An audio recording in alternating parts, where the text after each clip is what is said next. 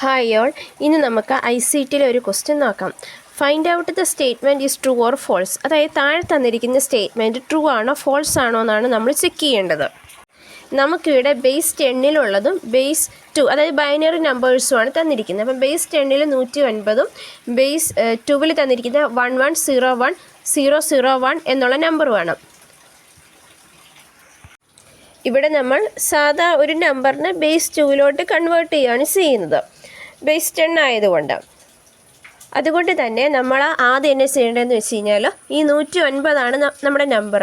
So ഈ 109 താഴെ വരെ വരുന്ന നമ്പേഴ്സ് നമ്മൾ എഴുതുക. അപ്പോൾ ആദ്യം 1 എഴുതി, പിന്നെ 2 എഴുതി, 2 × 2 4, 4 × 2 8, 8 × 2 60, 60 × 2 32, 32 × 2 64. അപ്പം 109 താഴെ വരെ നമുക്ക് വരുന്ന നമ്പർ എന്ന് പറഞ്ഞാൽ 64 ആണ്. 64 × 2 ചെയ്ത് കഴിയുമ്പോൾ എന്ത് സംഭവിക്കും? നമുക്ക് കിട്ടുന്ന നമ്പർ എന്ന് പറഞ്ഞാൽ 128 അത് 109-ൽ കൂടുതലായതുകൊണ്ട് അത് പറ്റത്തില്ല. സോ നമ്മൾ നമ്മുടെ നമ്പേഴ്സ് എല്ലാം എഴുതി. ഇനി നമ്മൾ ചെയ്യേണ്ടത് ഇതിൽ ഏതൊക്കെ നമ്പേഴ്സ് കൂട്ടി കഴിയുമ്പോഴാണ് നമുക്ക് 109 കിട്ടുക എന്നുള്ളതാണ്. സോ 64 + 32 + 8 + 4 + 1 = 109.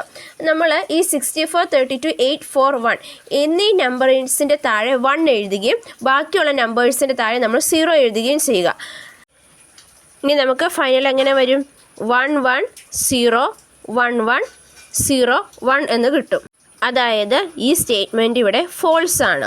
അതായത് ഇവിടെ നമുക്ക് തന്നിരിക്കുന്ന നമ്പർ 1101001 എന്നുള്ളതാണ്.